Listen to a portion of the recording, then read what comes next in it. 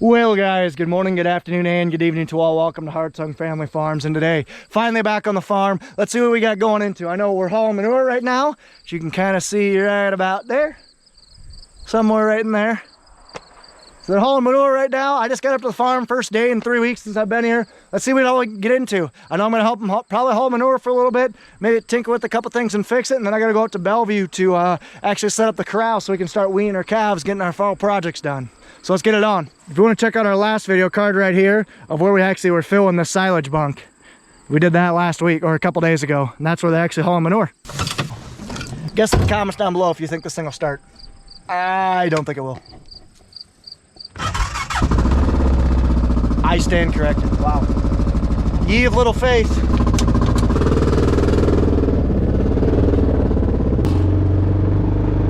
Let's go check them out, hauling manure.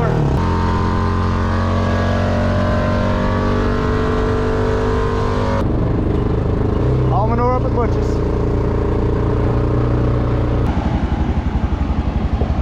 She's full.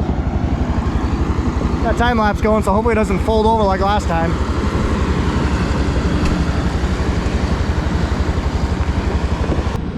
So while Curtis is gonna go offload that load of manure, I'm gonna hold these gates open because these gates have seen better days. Need somebody to hold it so he can get this clean it out right in between there. But he's gonna be cleaning out this entire side.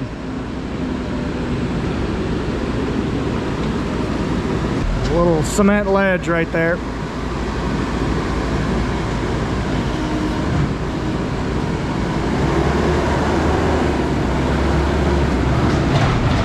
This is our newest cow barn that we got. We built it about 10 years ago, designed it ourselves. There's definitely some things we would change. So you can kind of see that ledge that he's hopping down. The whole reason for that is, so what the thought was, you could have just like an alleyway right here because you got ledge down, scrape all the manure out, but it's kind of more of a pain in the neck now than anything. So we almost wish we would just had this flush. As you can kind of see, it's kind of a little bit of a pain to get it cleaned out. But so we only fully clean this barn out once a year. Usually the manure is a lot taller, but we didn't have as much cattle in here this year. Usually it's almost to the cement wall, which that cement wall is 3.5 feet tall. But we clean it out. We like to do it once per fall, once we actually get some crops off, like we chop that silage so we can have some 26 acres to haul manure. So once we get crops off, we like to clean these out, because usually, I mean, it'll be 40, 50 loads, which is a lot of manure. That'll cover about 50 acres or so. You can usually do about 1 acre a load, roughly, depending on how thick a rake you're putting on. So it sounds like they're gonna be doing this morning, and then probably raking and baling hay this afternoon, while Pat's off custom chopping right now. Can I see this bolt seen better days?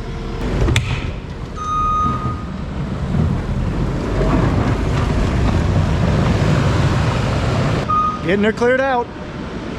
Yeah, so how this barn's laid out, we have basically the cattle split up into 2 groups.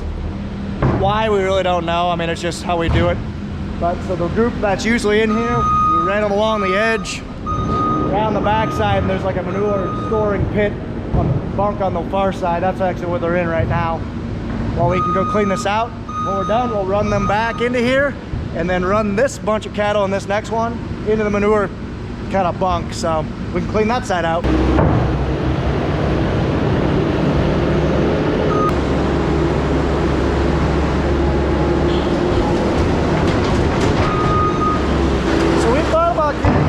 An end loader or a payloader, whatever you want to call it, those little utility articulated loaders, but it's just going to be hard to beat the versatility of that skid loader. It can get into tight places, whip right around. I mean, the cycle time with the skid loader to this is second to none. So unless the payloader's got like twice the lifting capacity and twice the bucket, I mean, it's going to be hard to beat the biggest skid loader that Case makes. We have an SV340. It's going to be hard to beat that. Like I said, we're loading 15 feet away. He just whips right around. He's into a cut. So yeah, it'd be nice to have, but it's gonna be tough to beat the versatility and the quickness of that skid loader. Like, he's gonna be loaded in about 2 minutes. Just about full. So he's good to go.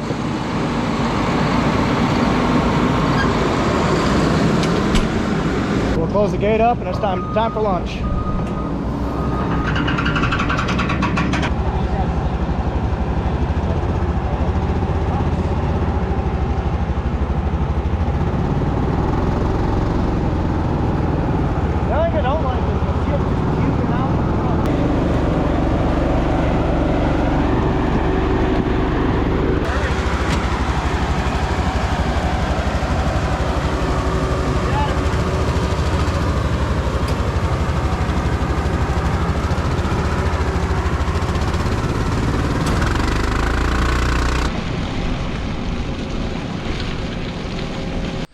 Lunches are just too good. We get spoiled. So now those guys are going to continue hauling manure. I'm going to go hop in this thing, ditch the back spears, stick this thing on the rake because we got some hay down out back and they want this raked up. Let's get her going.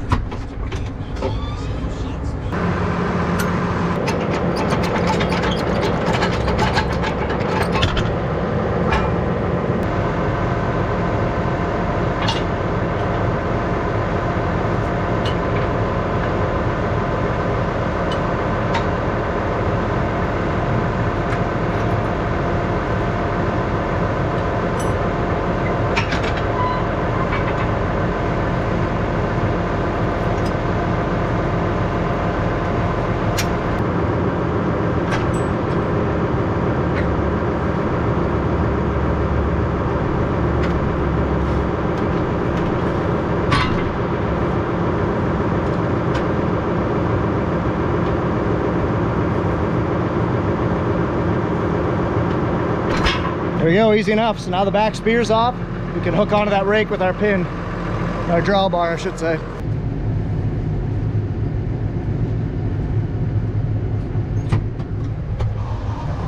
I'll hook her up. Almost know if I want a bigger pin. But hey, that's pretty good there. Much better. Put the clip in, take the jack off, and put the hoses on. Because this is a really simple system. All it does is uses one hydraulic circuit to lower these arms, which rake them together.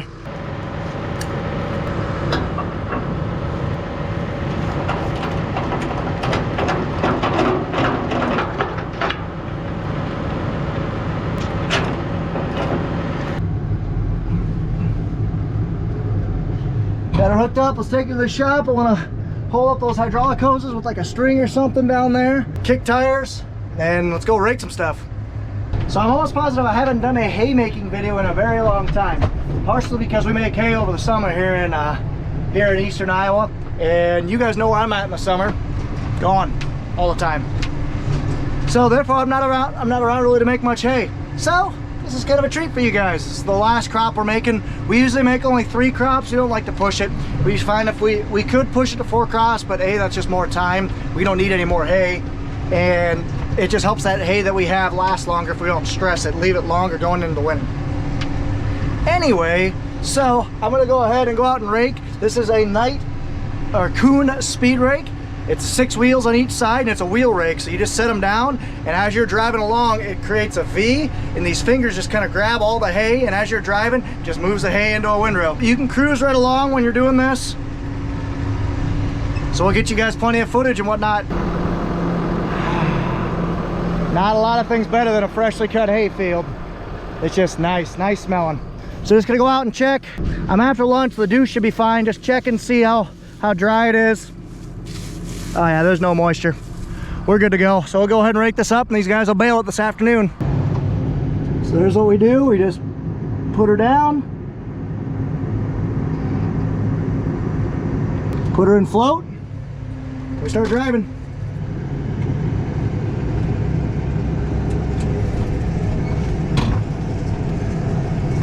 There you can see it's raking it nicely into a windrow. So you can kind of see those fingers.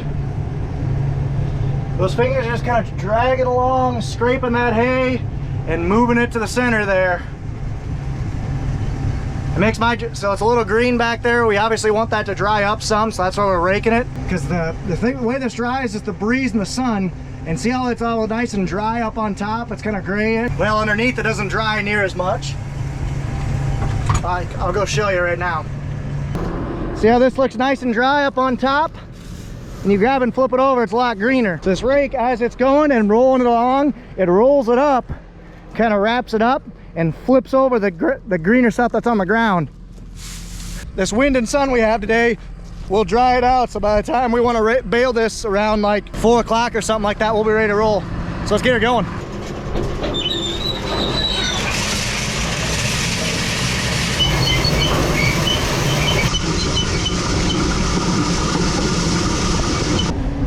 Got the end rows done. So Nathan always cuts 6 times around the outside. And I'm raking, I usually combine 2 windrows, as you can see. It's as wide as this rake can go wider, but I mean, 30 feet of windrows is pretty good because I believe I'm almost 15 feet, something like that. That's a lot of hay in there in a tough spot, so that's good enough for us.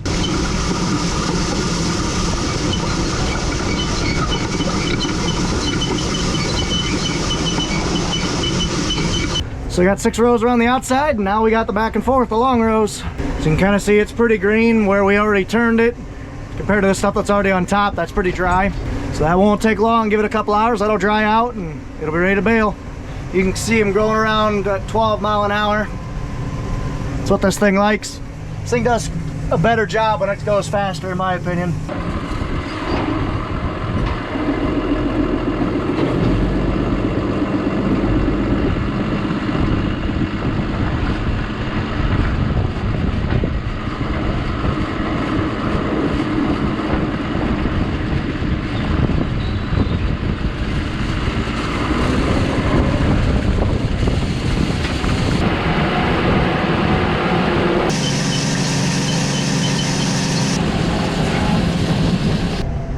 On the last pass, get up on top of the hill, you'll be able to see the difference between the outside round and this one. Even in just an hour, it doesn't take long for the stuff to dry out. So you can kind of see how it's lighter the farthest pass, then it gets darker as it goes this way. Having that sun and wind blowing it helps dry stuff out. So I'm done with this one, and then I got a couple waterways to do, and then I got the far pass to do. So if I can get done, and I need to leave here in a half hour, so I probably won't be able to get it all done. So like I said, I got that waterway that goes way back there. Then I got the hayfield behind that fence. I'm trying to destroy myself going down these ditches. We farm some decent hills for being in Iowa. Everybody says Iowa's flat, and wide angle GoPro doesn't do it justice, but there's some decent hills. Like right now, I'm just about the hill. Just holding it flat. Oh, I should say that's the hill right there. So this grass that I'm on is a lot thicker, so I slowed her down to kind of make a wider windrow so it doesn't get caught underneath the tractor. A lot thicker.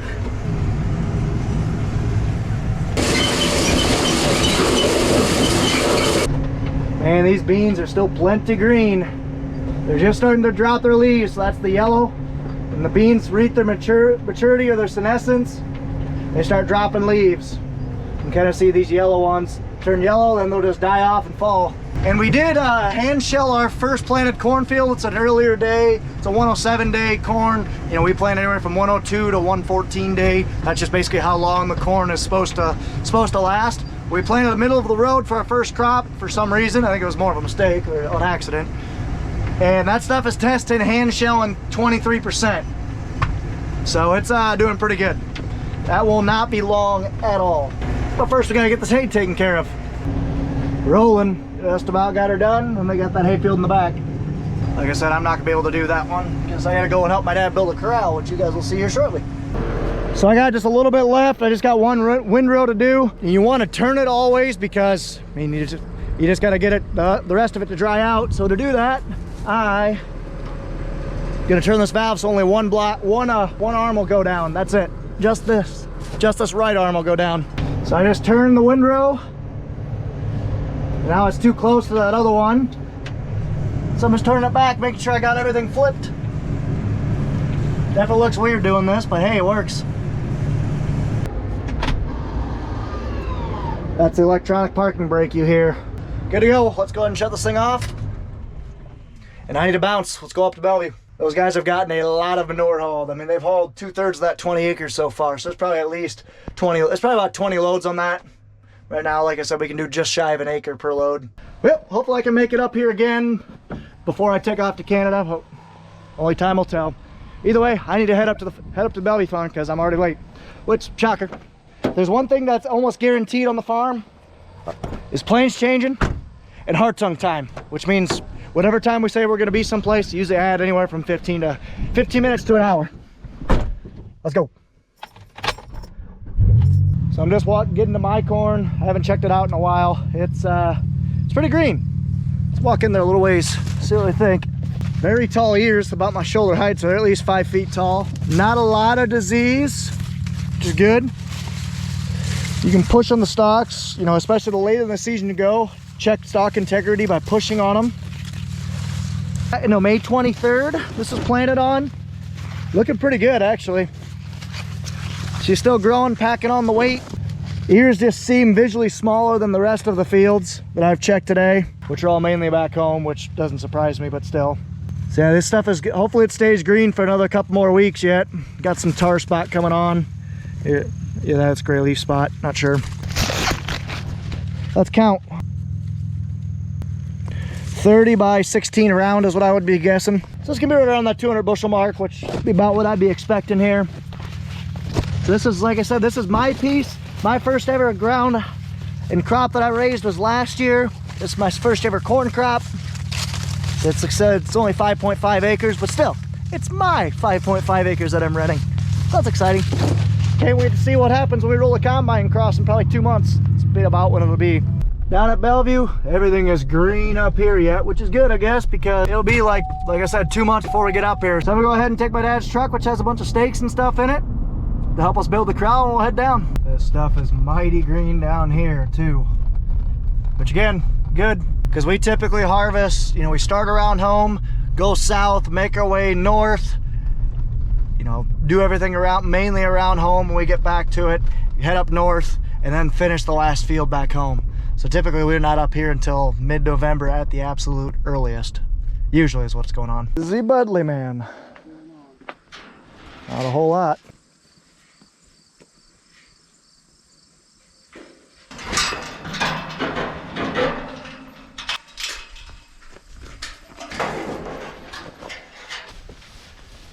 Stuff is green around here. We're just trying to build like a big old circle, about 10 gates or so, 10, 12 gates, and just something where we can quarantine all the cows in here and then sort out the calves, because this time of year we like to do what's called weaning calves. Basically just means take the babies away from their moms, because the babies, they're big enough where they can sustain themselves. You need to get them off their moms so they can be put in feedlots and start to be fed out for another year. And then the moms need to start preparing for their own pregnancy. They should be hopefully 3 months pregnant by now.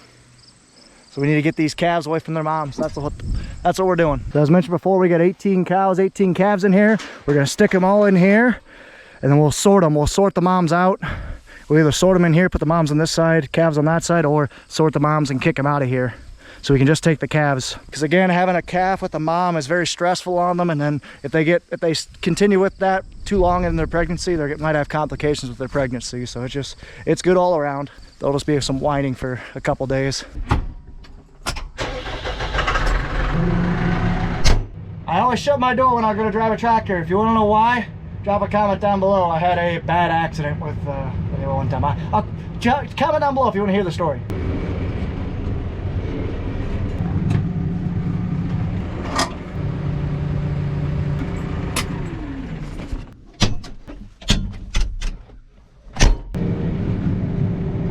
We are done in here, so we're gonna wean the cows tomorrow.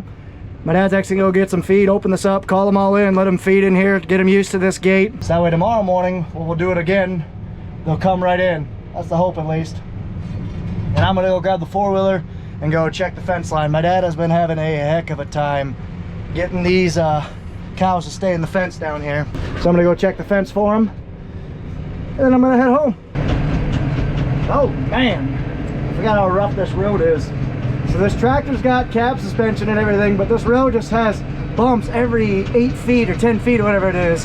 And I must be hitting the natural frequency of those springs because it is bouncy. So we're taking the tractor up. My dad brought it down to bring all those gates down, because it's really easy to just put them on the forks. Wow. So I'm gonna take this back and get a four-wheeler. Take this out and go hide it from you whippersnappers. Now let's go on a four-wheeler ride. There's the bud man out cutting grass. You guys say we don't run John Deere. It's a brand new John Deere lawnmower. My dad gets one every year. So here's that dirt work we did. It needs to get seeded down a little more or gravelled, one of those two. But it doesn't look bad.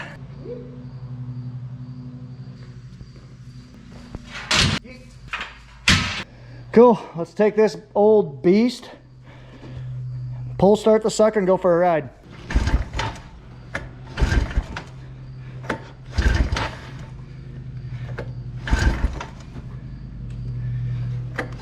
Oh my gosh, ouch. He said it'd be easy. The only thing I know about those things, the wrist snappers like you just saw. All right, let's go. Who would have guessed my hand warmers would have worked on this thing? I'll be hot dang. These guys are the devil. Cucumber. Just latches on. We got it bad in this field. This is probably the worst field that we have that has it. So let's go for a little ride.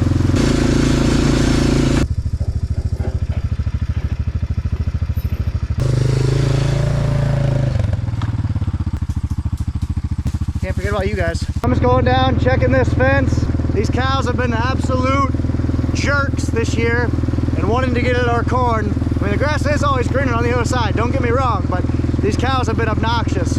They've had them break out 4 different times. So I might end up putting an electric fence here up ahead. But I do want to give a shout out to my buddy Josh Blake. My dad was up in Canada, I was in California, and we had cows get out. He comes over at 8:30, he's got a newborn, but he drops that, comes over and fixes fence for me. Small town Iowa, gotta love it, but I appreciate it, Josh. Thanks, my buddy. Serious, looks like they've bent through. Oh yeah. Wow. Just demolished, leaned over this fence, and we're just, there's no outside row of corn left. Cows just ate it all. Little buggers. Woof, look at this cucumber. Golly, I even sprayed the crap out of it. We're gonna have to do something different down here next year. Ouch. Wow, the cows really got in here. Woofda. My dad had to put all new fencing through this. Wow. So I made my own path across the creek and I completely forgot to film it because I'm an idiot. But I almost flipped and that was fun, but I got across and I saved myself 10 minutes. It's all about time saving. Who cares about safety, right? Just kidding, kids. Always care about safety. Do as I say, not as I do. Hello, 62.